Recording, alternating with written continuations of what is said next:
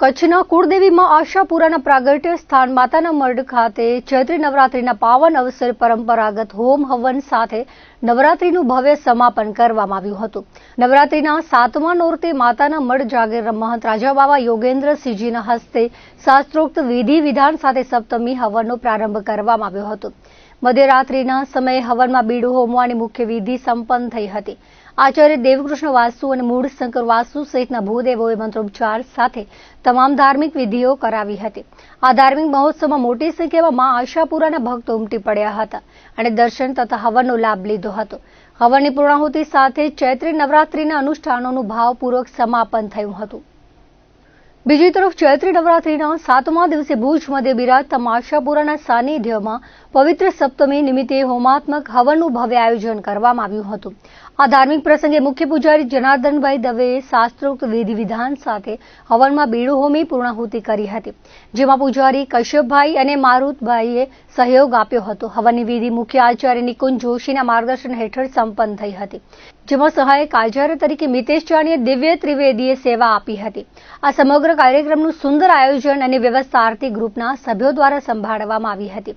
આ અવસરે સાગર દિલીપ ઠક્કર અને બાબુ રેલોલ તરફથી પ્રસાદની વ્યવસ્થામાં સહયોગ પ્રાપ્ત થયો હતો। કચ્છ રાજ પરિવારના મહારાણી પ્રીતિ દેવીએ આ પ્રસંગે તમામ ભાવિકોને પવિત્ર પર્વની શુભેચ્છાઓ પાઠવી હતી।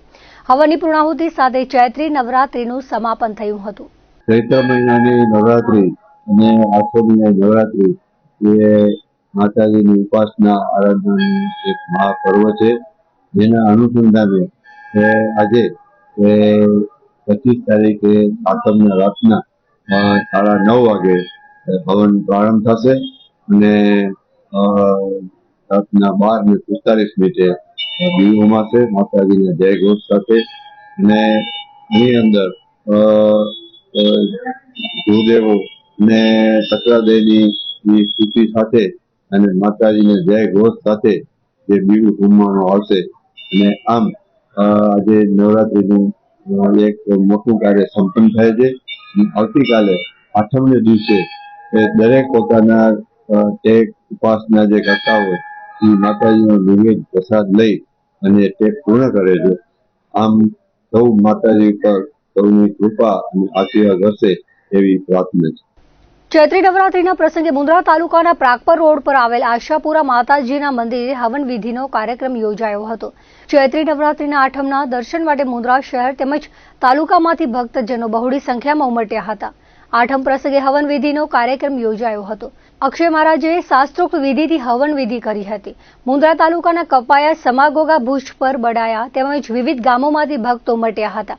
આ પ્રસંગે આશાપુરા મંદિરના જનક વેદાંત અને હિતેશ વેદાંતે જણાવ્યું હતું કે માતાજીનું આ મંદિર અંદાજે 65 વર્ષ જૂનો છે અને અહીં આસો નવરાત્રી અને ચૈત્રી નવરાત્રી મહોત્સવ ઉજવાય છે। અહીં મંદિરના પ્રાંગણમાં પૂજ્ય મણિમાનો ભંડારો છે। બપોરે હવન વિધિ બાદ ભક્તોએ મહાપ્રસાદનો લાભ લીધો હતો। પ્રાગપર ચોકડી આશાપુરા માનું મંદિર, અહીંયા ચૈત્રી હવન અષ્ટમીનો હવન થાય છે અને ઘણી બધી પબ્લિક આવે છે। આજુબાજુ ગામડાથી પણ પ્રસાદ લેવા અને હવનનો લાભ લેવા માટે અહીંયા પધારે છે। માતાજીના દર્શન કરવા માટે પણ આજુબાજુના વ્યક્તિઓ, માણસો બધે અહીંયા દર્શન કરવા પહોંચી આવે છે અને અષ્ટમીના દિવસે ભરપૂર પબ્લિક હોય છે અને મહાપ્રસાદ હોય છે। આ આશાપુરા માનું મંદિર લગભગ 65 વર્ષ જૂનું મંદિર છે અને અહીંયા અષ્ટમી, આસો મહિનાની અષ્ટમી, ચૈત્રની અષ્ટમી અને માતાજી મણિમાનો ભંડારો જે આજુબાજુ ગામડાના 7 ગામડાના છોકરાઓ અન્નભોજન કરે છે અને પ્રસાદ લે છે। ભગવાન બાલરામ પ્રાગટ્ય શતાબ્દી મહોત્સવ નિમિત્તે યોજાઈ રહેલી શ્રીમદ ભાગવત સપ્તાહ જ્ઞાન પારાયણના અંતિમ 7મા દિવસે અમૃતવાણી પીરસતા પૂજ્ય શરદભાઈએ જણાવ્યું હતું કે બહારનું ઘણું બધું સુખ હોવા છતાં પણ જો માણસની અંદર જ રાજીપો કે શાંતિ નહીં હોય તો કોઈ જ સુખ માણી શકશે નહીં। અંદરનું સુખ પૂજ્ય હરિદાસજી મહારાજ જેવા સંતોના શરણે જવાથી મળે છે। કેવળ પૈસાને અથવા સંપત્તિ વ્યવસ્થા માટે ખૂબ જ જરૂરી અને આવશ્યક પણ છે, પરંતુ માત્ર તેને જ સુખનું માધ્યમ માનવું નહીં। શ્રીમદ ભાગવત કથાના સુંદર પ્રસંગોનું રસપાન કરાવતા સાથે શીખ આપી હતી। સંપત્તિ એ સગવડ માટે જરૂરી છે, પરંતુ સુખ માટે તે સંસ્કાર જરૂરી છે. ભાગવત કથાની રસમય શૈલીમાં તેમણે પૂર્ણાહુતિ કરી હતી. આ પહેલા 105 યજમાનો દ્વારા પિતૃઓનું, બ્રહ્મ દેવતાઓનું, પોથીઓનું પૂજન કરવામાં આવ્યું હતું. આ પ્રસંગે પૂજ્ય હરિદાસજી મહારાજે તેમના સાનિધ્યનું સુખ અને આશીર્વચન આપ્યા હતા. ભુજ ખાતે અખિલ કચ્છ રામદેવજી મહારાજ ગ્રુપ, રાવલવાડી મારવાડા સમાજ તેમજ ભીમરાવનગર મારવાડા સમાજના સંયુક્ત ઉપક્રમે રામદેવજી મહારાજની 674મી જન્મ જયંતિની ભવ્ય ઉજવણી કરવામાં આવી હતી. આ નિમિત્તે આયોજિત ભવ્ય શોભાયાત્રા અને રામમંડળના કાર્યક્રમે સમગ્ર વિસ્તારમાં ભક્તિમય વાતાવરણ ઊભું કર્યું હતું. આ ધાર્મિક મહોત્સવમાં મારવાડા સમાજના ધર્મગુરુ દિલીપસિંહ દાદા તુવરના હસ્તે શોભાયાત્રાને પ્રસ્થાન કરાવવામાં આવ્યું હતું. આ પ્રસંગે મોટી સંખ્યામાં સમાજજનો ઉત્સાહપૂર્વક જોડાયા હતા. કચ્છ મોરબીના સાંસદ વિનોદભાઈ ચાવડાએ સંદેશા દ્વારા આયોજનને શુભેચ્છાઓ પાઠવી હતી. આ સમગ્ર આયોજન અખિલ કચ્છ રામદેવજી મહારાજ ગ્રુપના સંસ્થાપક ભરત બુચિયા, રાવલવાડી મારવાડા સમાજના પ્રમુખ લલિત બુચિયા, ભીમરાવનગર સમાજના પ્રમુખ અમૃત જોગલ તેમજ તેમની ટીમની જહેમતથી સફળતાપૂર્વક સંપન્ન થયું હતું. શોભાયાત્રા બાદ યોજાયેલ રામમંડળનો કાર્યક્રમ પણ ખૂબ જ ભવ્ય અને શાંતિપૂર્ણ માહોલમાં પૂર્ણ થયો હતો. કાર્યક્રમના અંતે આયોજકો દ્વારા તમામ દાતાઓ, આગેવાનો, કાર્યકર્તાઓ અને સમાજજનોનો હૃદયપૂર્વક આભાર વ્યક્ત કરવામાં આવ્યો હતો. આ કાર્યક્રમમાં આમંત્રિત મહેમાનો તરીકે કચ્છ જિલ્લા ભાજપ અનુસૂચિત જાતિ મોરચાના પ્રમુખ રવિ ગરવા, મહામંત્રી પરસોત્તમ મારવાડા, રાજેશ ભાનુશાલી, પ્રકાશ પટેલ અને મનીષાબેન સોલંકી ઉપસ્થિત રહ્યા હતા. આ સાથે મારું વણકર સમાજ માગપટના પૂર્વ પ્રમુખ ખેંગાર નઝાર, દિગ્વિજયસિંહ જાડેજા, મહામંત્રી પચાણ ઓઢાણા અને દેવસિંહ સિજુ સહિતના ઉપસ્થિત રહ્યા હતા. અખિલ કચ્છ રામદેવજી મહારાજ ગ્રુપ, જૂની રાવલવાડી મારવાડા સમાજ અને ભીમરાવનગર મારવાડા સમાજના સંયુક્ત ઉપક્રમે રામદેવજી મહારાજની 674મી જન્મ જયંતિ નિમિત્તે મહાશોભાયાત્રા તેમજ રામા મંડળનો કાર્યક્રમ રાખવામાં આવ્યો છે. તેમાં આપણા શોભાયાત્રાને આજે મારવાડા સમાજના ધર્મગુરુ અને આમ કહેવા જઈએ તો દિલ એક જ છે, શરીર અલગ છે એવા આપણા દિલીપસિંહ દાદા તુવર, તેમના હાથે આજે રેલીનું પ્રસ્થાન કરવામાં આવ્યું. તે સાથે અમારા સમાજના પૂર્વ ચેરમેન પરસોત્તમભાઈ મારવાડા, રવિભાઈ ગરવા, અનુસૂચિત જાતિ મોરચાના પ્રમુખ અને સમાજના અન્ય આગેવાનો જોડાયા.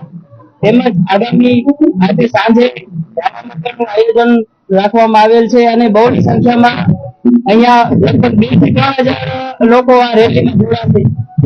પરમ પૂજ્ય અમારા ઈષ્ટદેવ એવા શ્રી રામદેવજી મહારાજની 674મી જન્મ જયંતિ છે. જે જન્મ જયંતિના કાર્યક્રમની રૂપરેખા વિશાળ એક મહાશોભાયાત્રાનું પણ આયોજન છે. જે અત્યારે શોભાયાત્રા રાવલવાડીથી પ્રસ્થાન થઈ અને અત્યારે ભીમરાવનગર પહોંચેલ છે. ત્યારબાદ આ શોભાયાત્રા ઓલ્ડપેટ સર્કલથી વાણિયાવાડ રામદેવપીર મંદિરથી થઈ, બીડીએસ સ્કૂલ થઈ, રામકુંડ થઈ અને ખેંગાર પાર્ક થઈ અને ફરી પાછી રામદેવપીર મંદિરે તેની પૂર્ણાહુતિ કરવામાં આવી. ભુજ તાલુકાના માધાપર ગામના ગોરસિયા ફાર્મ ખાતે હાલ આધ્યાત્મિકતાનો એક અનોખો અને ભવ્ય સંગમ રચાયો છે. 9 દિવસીય માનસ મુકુરાષ્ટક રામકથાના 6ઠા દિવસે વ્યાસપીઠ પરથી વિશ્વ વંદનીય સંત પૂજ્ય મોરારી બાપુએ શ્રોતાઓને ભક્તિના સાગરમાં તરબોળ કર્યા હતા. કથાના પ્રારંભે હનુમાનજીની ભાવ વંદના કર્યા બાદ બાપુએ વર્તમાન સમયની સામાજિક પરિસ્થિતિ પર ગહન ચિંતન રજૂ કર્યું હતું. 6ઠા દિવસની આ મંગલમય કથામાં પૂજ્ય બાપુએ માનવ જીવનમાં ગુરુના અદકેરા મહત્વનું અત્યંત માર્મિક અને હૃદયસ્પર્શી વર્ણન કર્યું હતું. આ ભગીરથ કાર્યને સફળ બનાવવા માટે માધાપરની સમસ્ત જ્ઞાતિના યુવાનો, મહિલા મંડળો અને વડીલો દિવસ રાત ખડે પગે સેવા આપી રહ્યા છે. સોશિયલ મીડિયા અને આસ્થા ચેનલના માધ્યમથી 7 સમંદર પાર વસતા હજારો ગુજરાતીઓ પણ આ માનસ મુકુરાષ્ટક કથાનું જીવંત પ્રસારણ માણીને ધન્યતા અનુભવી રહ્યા છે. બીજી તરફ બુધવારે બપોર બાદ માધાપર ખાતે અચાનક ત્રાટકેલા મિની વાવાઝોડા અને ભારે પવનના કારણે પૂજ્ય મોરારી બાપુની ચાલી રહેલી રામકથાના મંડપને વ્યાપક નુકસાન પહોંચ્યું હતું. પ્રતિકૂળ હવામાનને લીધે મંડપમાં પાણી ભરાઈ જતા કથામાં વિક્ષેપ પડે તેવી સ્થિતિ સર્જાઈ હતી. પરંતુ 1971ના યુદ્ધ સમયે ભુજની હવાઈ પટ્ટી જે રીતે રાતોરાત તૈયાર કરવામાં આવી હતી તેવી જ ખુમારી માધાપરના ગ્રામજનોમાં જોવા મળી હતી. ઘટનાની જાણ થતાં જ પૂર્વ સરપંચ અરજણભાઈ ભુડિયા, નારાયણભાઈ તેમજ મોટી સંખ્યામાં યુવાનો અને મહિલાઓની ટીમ સેવા અર્થે દોડી ગઈ હતી. તમામ લોકોએ એક સંપ થઈને યુદ્ધના ધોરણે પાણી નિકાલની કામગીરી હાથ ધરી મંડપને ફરી તૈયાર કરી દીધો હતો. કથામાં આવતા ભાવિકોની સુવિધા માટે તાત્કાલિક વધારાની 7000 ખુરશીઓની વ્યવસ્થા પણ કરવામાં આવી છે. આ માધાપરવાસીઓની એકતા અને ખંતને કારણે કુદરતી આફત સામે રામકથાની શ્રદ્ધાનો વિજય થયો હતો. પૂજ્ય મોરારી બાપુએ મુંદ્રા તાલુકાના જરપરા ગામે ચારણ સમાજવાડીમાં પગલાં કર્યા હતા અને સત્સંગનો કાર્યક્રમ યોજાયો હતો. પૂજ્ય મોરારી બાપુ બાદમાં જરપરા ગામના આઈ શ્રી દેવલમાના ગુરુકૃપાથી કેવલમમાં પધાર્યા હતા. હિંગલાજમાં અને રામેશ્વર મહાદેવના મંદિરે દર્શન કર્યા હતા. બાદમાં આશ્રમમાં પૂજ્ય બાપુની ઉપસ્થિતિમાં સત્સંગનો કાર્યક્રમ યોજાયો હતો. તો દર્શક મિત્રો, આ હતા અત્યાર સુધીના કચ્છુદર ટીવી સમાચાર. ફરી મળીશું નવા સમાચારો સાથે, નવી અપડેટ સાથે. ત્યાં સુધી મને રજા આપશો. નમસ્કાર.